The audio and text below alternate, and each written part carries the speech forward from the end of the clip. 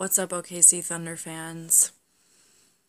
I'm sure most of you are probably thinking that I'm going to be upset about this loss against the Cavs tonight, but I'm actually not. I'm actually not upset at all, and I'm gonna tell you why. The first time we faced the Cavs, we blew them out 148 to 124. This game was by no means a blowout.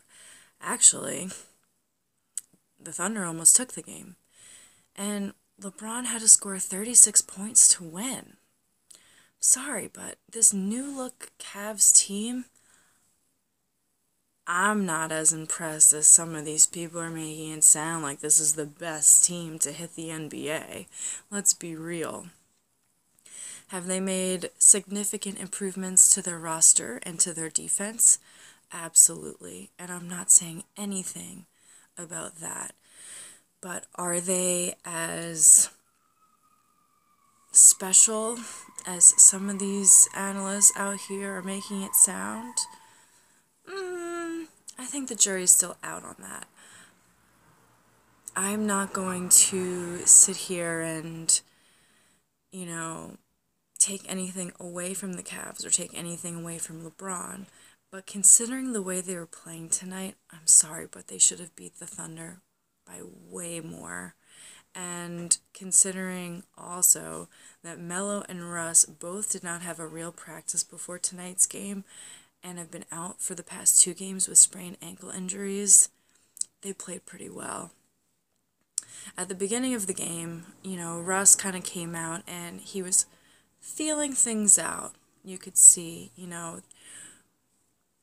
there was no way to really know what Coach Lou had planned for the Cavs, especially with these new players on their roster, and what he was going to put together, what configurations he was going to put together.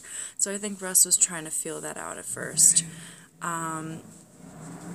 He wasn't as explosive as he usually is, and I think that has all to do with just coming back from that injury. I think he was being careful, and same thing with Melo. It's always entertaining to see some of these matchups, especially knowing that, these guys are very good friends off of the court. So seeing Paul George and George Hill together, and seeing Melo and J.R. Smith and Melo and LeBron. J.R. Smith is Melo's best friend, so it's funny to see the dynamics when they're competitors, knowing that they're so close off of the court. But J.R. Smith definitely, since the Cavs changed their roster, his defense has gotten so much better. He's playing more aggressive, and he's been shooting very well from 3. He seems to have his groove back, and when J.R. Smith is in his groove, he's very tough to beat, especially with shooting. Larry Nance Jr. was a huge pickup for the Cavs. He was really battling down low with Adams for those rebounds. The two of them were definitely going at it all night, and Clarkson was another very good pickup for the Cavs. The two of those guys give some youth and some energy to the Cavs. You could tell that this team is having so much more fun now. Now that some of that negative energy has left Cleveland, these guys are definitely having more fun playing together. So we'll see what this Eastern Conference starts to look like now. They had this big win against the Celtics.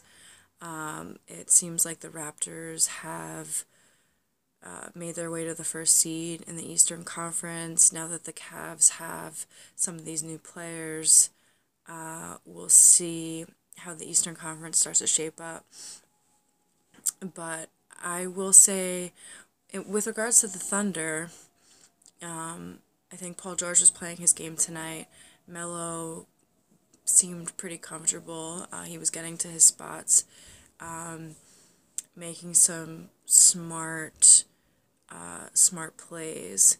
And, for me, Abrinas he's very much so a liability in defense. and he hasn't been consistent with shooting, so I'm just like asking myself, why do I see him on the court so much? You know, I'm just not really understanding that Abrinas in the rotation as much as he's been. Felton had an off night, and you can tell it was frustrating him. Same thing with Patterson, and Hustis. I don't know. I just, you know, his basketball IQ isn't there yet. I'm not saying that he can't develop into a player that has better basketball IQ, but you know, Melo was guarding LeBron and fouled him, and the ref called, he blew the whistle. LeBron chucks the ball up, and now here comes Hustis trying to block the shot, for what I don't know, because the play was dead at this point, and then they called a goaltend because of the continuation. I'm just like, did I just see that? So now something that should have just been free throws turned into a 3-point play. I'm just like,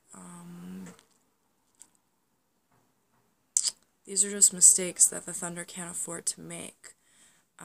So I don't know. I don't know. In terms of the bench, I don't know. We're still having some of these same issues that have been constantly repeating themselves. But all in all, I actually think it was a good showing from the Thunder. I think that if the Cavs came out the way that they did, I mean, the Cavs have a sense of urgency. They're motivated. They have a new roster. They have a lot of energy. They have, I feel like, just so many reasons why they should have come out and just killed the Thunder, and they didn't do that. So yeah, not upset about this loss, but tomorrow night is another game, and then we have the All-Star break, and then we'll really see what this team is made of. Anyway, have a great night, and as always, Thunder up.